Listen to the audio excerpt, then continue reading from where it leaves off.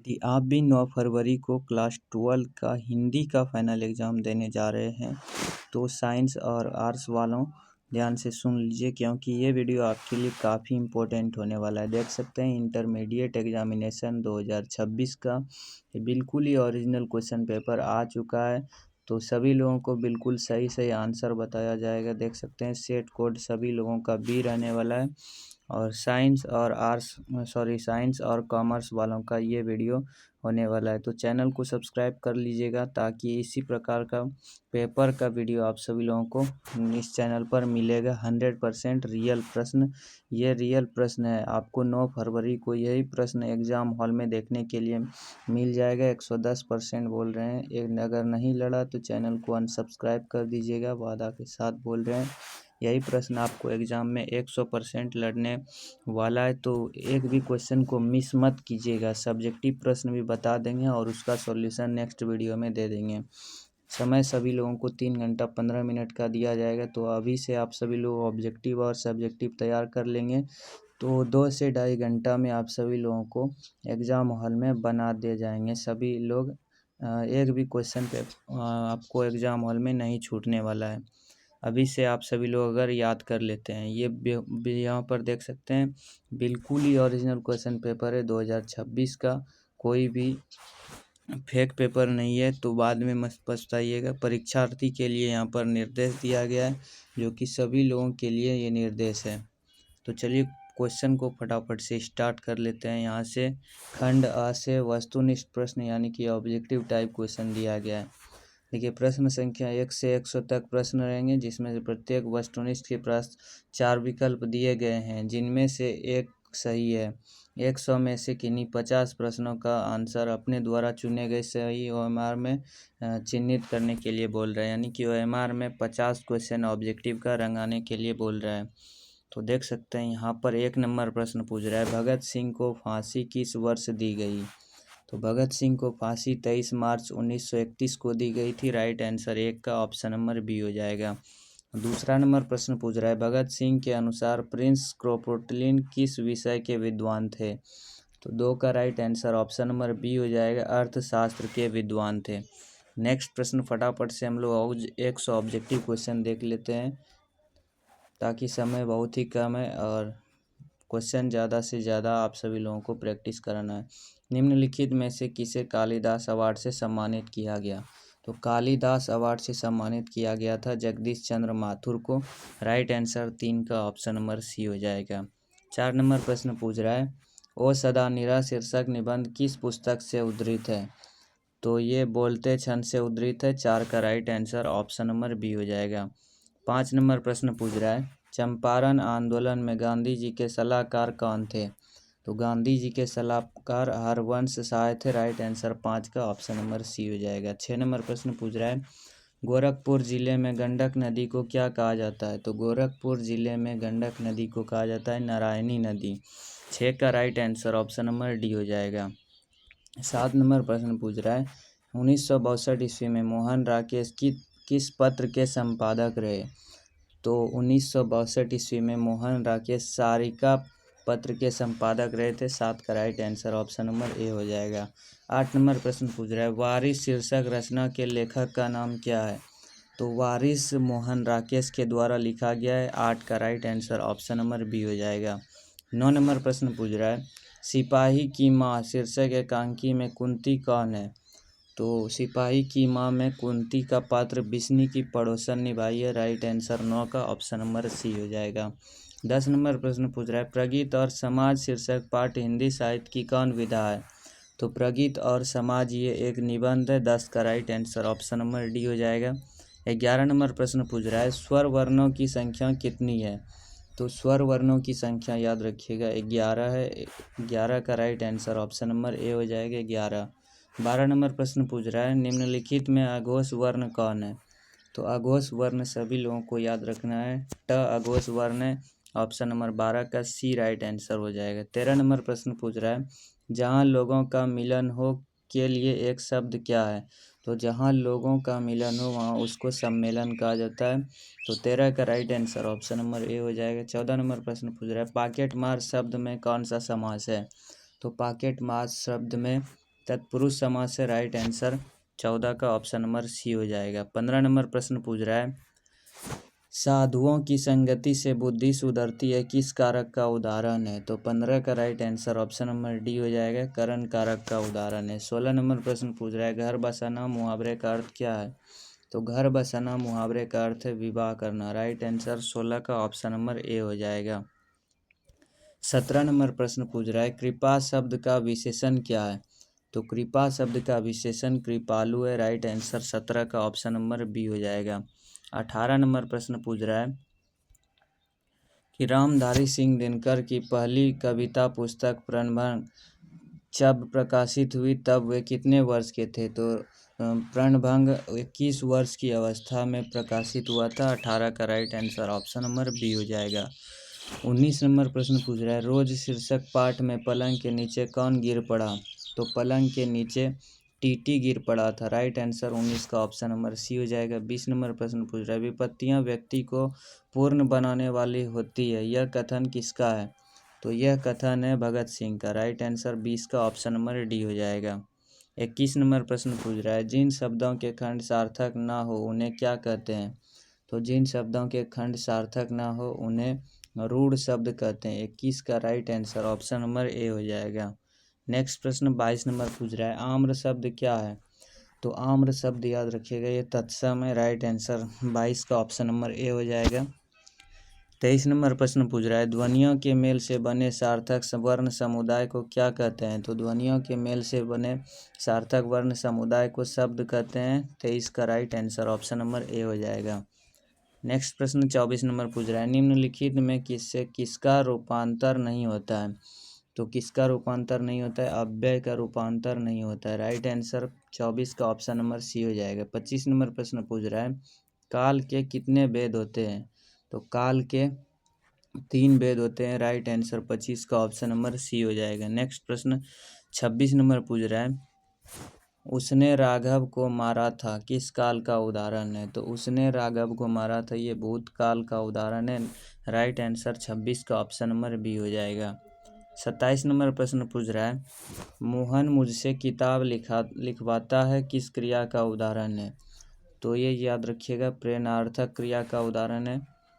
27 का option number C हो जाएगा। 28 नंबर प्रश्न पूछ रहा है, मैं किस सर्वनाम का उदाहरण है? तो मैं पुरुषवाचक सर्वनाम का उदाहरण है। राइट आंसर 28 का ऑप्शन नंबर डी हो जाएगा। 29 नंबर प्रश्न पूछ रहा है, मैं आप ही चला जाऊंगा, किस सर्वनाम का उदाहरण है? तो मैं आप ही चला जाऊंगा, ये निजवाचक सर्वनाम का उदाहरण है। राइट आंसर 29 का ऑप्शन नंबर डी हो जाएगा। 30 नंबर प्रश्न पूछ रहा है, हे भगवान मेरी रक्षा कीजिए, किस कारक का उदाहरण है? तो 30 का right answer option number A हो जाएगा, संबोधन कारक का उदाहरण है, क्योंकि हे भगवान मेरी रक्षा कीजिए भगवान को संबोधित कर रहे हैं। 31 नंबर प्रश्न पूछ रहा है, क वर्ग का उच्चारण स्थान क्या है? तो क वर्ग का उच्चारण स्थान कंठ है। 31 का right answer option number D हो जाएगा। 32 नंबर प्रश्न पूछ रहा है, हिंदी में अनुनासिक वर्णों की संख्या कितनी है? तो हिंदी में अनुनासिक वर्णों की संख्या 5 है। राइट आंसर 32 का ऑप्शन नंबर सी हो जाएगा।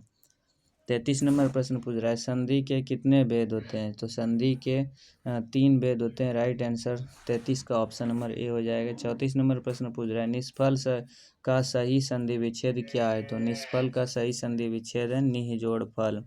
राइट आंसर 34 का ऑप्शन नंबर बी हो जाएगा। 35 नंबर प्रश्न पूछ रहा है, निम्नलिखित में शुद्ध शब्द कौन है? तो शुद्ध शब्द इसमें से नूपुर है। राइट आंसर 35 का ऑप्शन नंबर सी हो जाएगा। 36 नंबर प्रश्न पूछ रहा है, सोमवार किस संज्ञा का उदाहरण है? तो सोमवार व्यक्तिवाचक संज्ञा का उदाहरण है। 36 का right answer option number D हो जाएगा।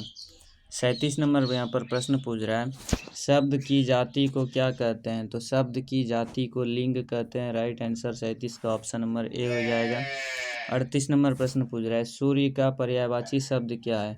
तो सूर्य का पर्यायवाची शब्द मरीचि है। राइट आंसर 38 का ऑप्शन नंबर बी हो जाएगा। 39 नंबर प्रश्न पूछ रहा है, कवि शब्द का स्त्रीलिंग शब्द क्या है? तो कवि शब्द का स्त्रीलिंग शब्द कवित्री है। राइट आंसर 39 का ऑप्शन नंबर सी हो जाएगा। नेक्स्ट प्रश्न 40 नंबर पूछ रहा है, वाक्य से अलग रहने वाले शब्दों को क्या कहते हैं? तो वाक्य से अलग रहने वाले शब्दों को शब्द कहते हैं। Right answer option number D हो जाएगा। 41 नंबर प्रश्न पूछ रहा है तनुज शब्द का स्त्रीलिंग शब्द क्या है। तो तनुज शब्द का स्त्रीलिंग शब्द तनुजा है। 41 का right answer option number B हो जाएगा। 42 नंबर प्रश्न पूछ रहा है दौलत शब्द कौन लिंग है। तो दौलत शब्द स्त्रीलिंग है। राइट आंसर 42 का ऑप्शन नंबर ए हो जाएगा। 43 नंबर प्रश्न पूछ रहा है कलम शब्द कौन सी संज्ञा है। तो कलम शब्द जातिवाचक संज्ञा। राइट आंसर 43 का ऑप्शन नंबर बी हो जाएगा। 44 नंबर प्रश्न पूछ रहा है निम्नलिखित में पूर्ण विराम चिन्ह कौन है।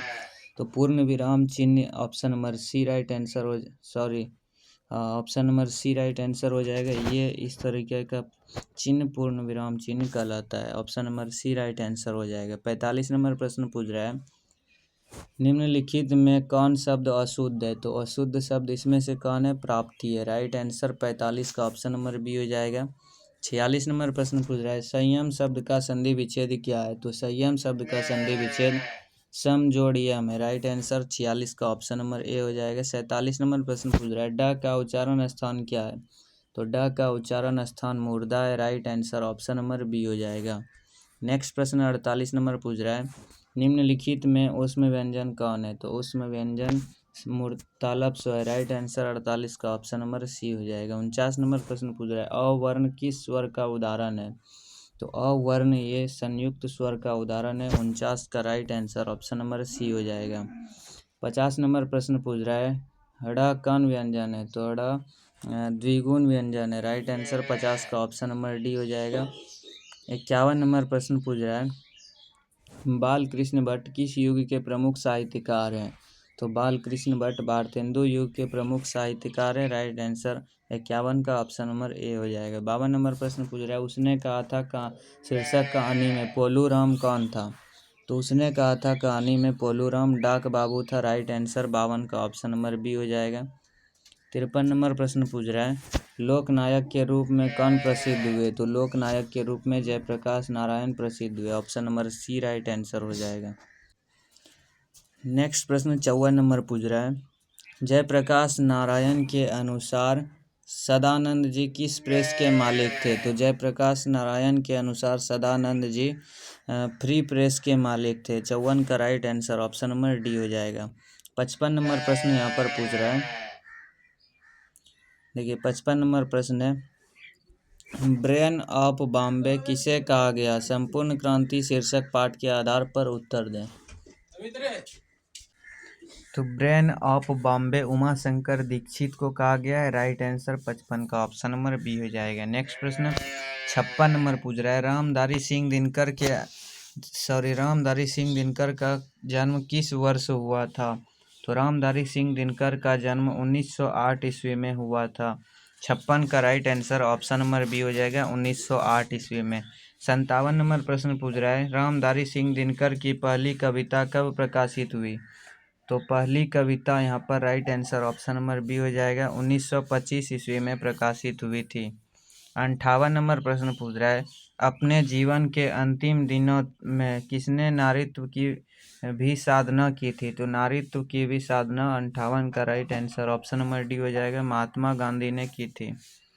नेक्स्ट प्रश्न यहाँ पर 59 नंबर पूछ रहा है अज्ञे जी ने नियमित लेखन कब शुरू किया।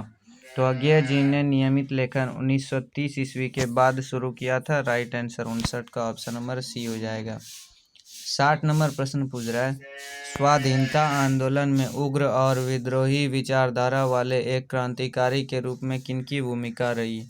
तो 60 का right answer option number C हो जाएगा सच्चिदानंद हीरानंद वात्स्यायन अज्ञे की भूमिका रही थी। 61 नंबर प्रश्न पूछ रहा है मलिक मोहम्मद जायसी का जन्म कहाँ हुआ था।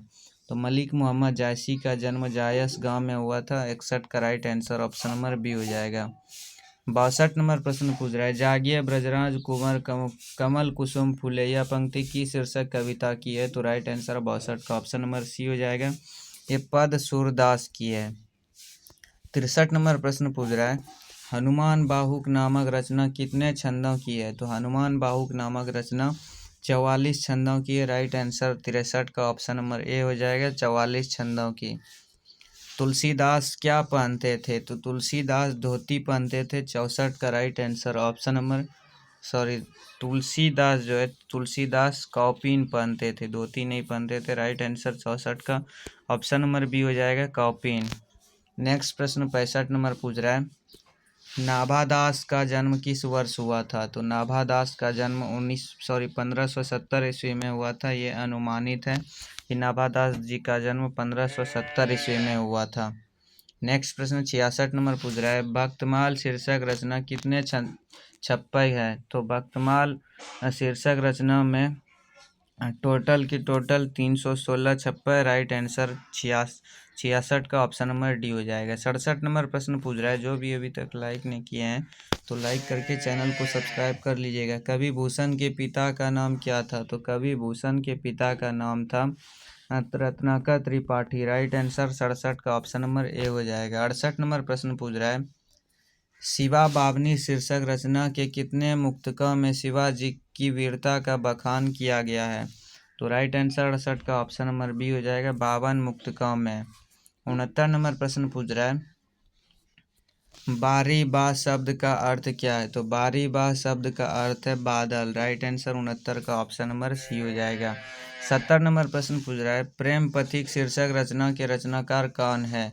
तो राइट आंसर 70 का ऑप्शन नंबर डी हो जाएगा, जयशंकर प्रसाद है। प्रेम पथिक शीर्षक रचना के रचनाकार जयशंकर प्रसाद है। ऑप्शन नंबर 70 का डी राइट आंसर हो जाएगा। 71 नंबर प्रश्न पूछ रहा है, रस्सी का टुकड़ा शीर्षक कहानी में मलांदे क्या काम करता था? तो राइट आंसर 71 का ऑप्शन नंबर ए हो जाएगा, घोड़ों की काठी बनाने का काम करता था।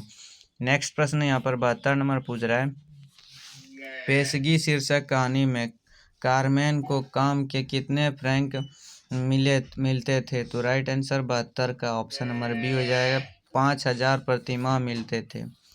73 नंबर प्रश्न पूछ रहा है, दमिचित्र चेखोव क्या देख रहा था? क्लर्क की मौत शीर्षक पाठ के आधार पर उत्तर दें। तो राइट आंसर 73 का ऑप्शन नंबर सी हो जाएगा, खेल देखता था दमिचित्र चेखोव। नेक्स्ट प्रश्न 74 नंबर पूछ रहा है, ओम प्रकाश वाल्मीकि को परिवेश सम्मान किस वर्ष प्राप्त हुआ? तो ओम प्रकाश वाल्मीकि को परिवेश सम्मान 1995 ईस्वी में प्रकाशित हुआ था। 74 का right answer option number B हो जाएगा। 75 नंबर प्रश्न पूछ रहा है, अब और नहीं कविता संकलन किसके द्वारा रचित है? तो अब और नहीं ये ओम प्रकाश वाल्मीकि के द्वारा रचित है। 75 का right answer option number A हो जाएगा, ओम प्रकाश वाल्मीकि। 76 नंबर प्रश्न पूछ रहा है, जूठन शीर्षक पाठ में एक पशु की खाल कितने रुपए में बिकती थी?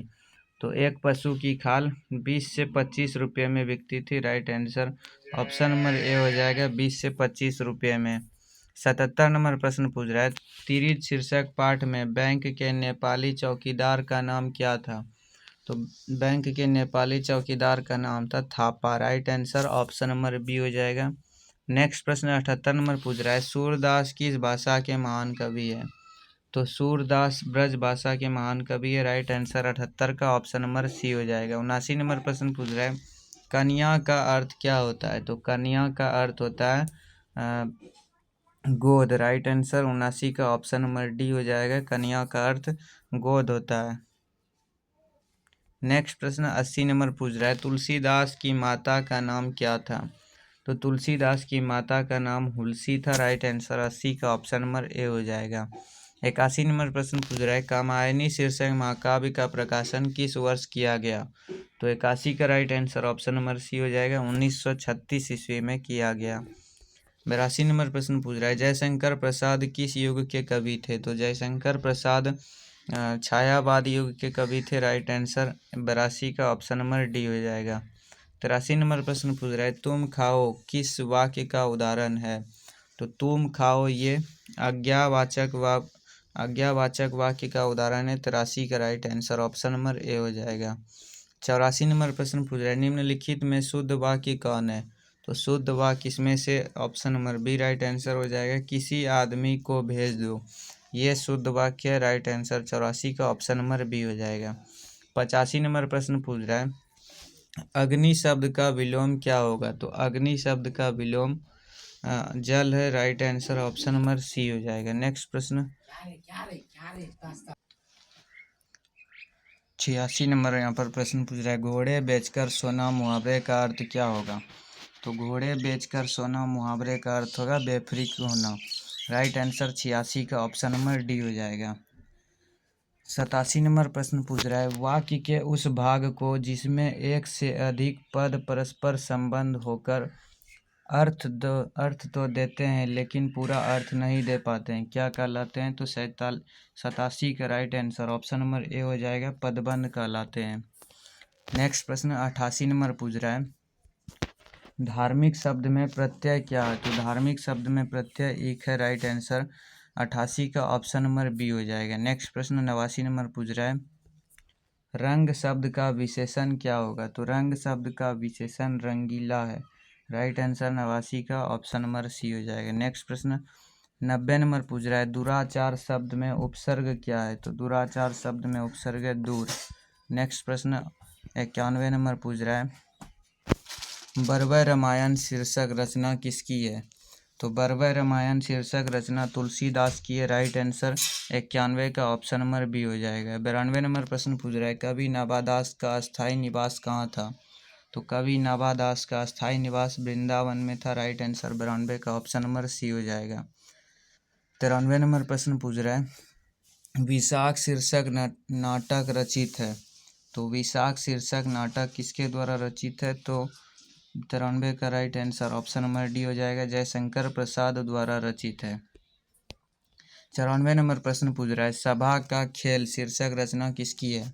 तो सभा का खेल शीर्षक रचना सुभद्रा कुमारी चौहान की है, right answer option number A हो जाएगा। नेक्स्ट प्रश्न 95 नंबर पूछ रहा है, कवियों के कवि किसे कहा गया है। तो कवियों के कवि ये शमशेर बहादुर सिंह को कहा गया है, राइट आंसर 95 का ऑप्शन नंबर ए हो जाएगा। 96 नंबर प्रश्न पूछ रहा है, गजानन माधव मुक्ति बोध का जन्म किस वर्ष हुआ था। तो गजानन माधव मुक्ति बोध का जन्म 1917 ईस्वी में हुआ था। 96 का right answer option number A हो जाएगा। नेक्स्ट प्रश्न 97 नंबर पूछ रहा है, वे और नहीं होंगे जो मारे जाएंगे शीर्षक निबंध किसकी रचना है। तो राइट आंसर 97 का ऑप्शन नंबर सी हो जाएगा, रघुवीर सहाय की रचना है, ऑप्शन नंबर सी बिल्कुल राइट आंसर हो जाएगा। 98 नंबर प्रश्न पूछ रहा है, अधिनायक शीर्षक कविता में हरचरना कौन है। तो इसमें हरचरना गरीब लड़का, राइट आंसर 98 का ऑप्शन नंबर बी हो जाएगा। 99 नंबर प्रश्न पूछ रहा है, निम्नलिखित में कौन कवि इंदिरा गांधी कृषि विश्वविद्यालय में एसोसिएट प्रोफेसर रहे थे। तो राइट आंसर 99 का ऑप्शन नंबर ए हो जाएगा, विनोद कुमार शुक्ल। नेक्स्ट प्रश्न 100 नंबर पूछ रहा है, कवि भूषण को भूषण की उपाधि किस राजा के द्वारा दी गई थी। तो राइट आंसर 100 का ऑप्शन नंबर बी हो जाएगा, राजा रुद्रशाह के द्वारा दी गई थी, right answer option number B हो जाएगा। यहाँ से खंड बहुत से सब्जेक्टिव प्रश्न स्टार्ट हो जाता है, तो सभी लोग चैनल को सब्सक्राइब कर लीजिएगा। यहाँ पर पूछ रहा है, निम्नलिखित में किसी एक विषय पर निबंध लिखें। जनसंख्या वृद्धि पर, पर्यावरण पर, समय का महत्व पर, स्वतंत्रता दिवस, खेल का महत्व, बेटी बचाओ बेटी पढ़ाओ, ऑप्शन नंबर। यहाँ पर इस सब्जेक्टिव प्रश्न का नेक्स्ट वीडियो में बताने वाले हैं, तो चैनल को सब्सक्राइब कर लीजिएगा सभी लोग।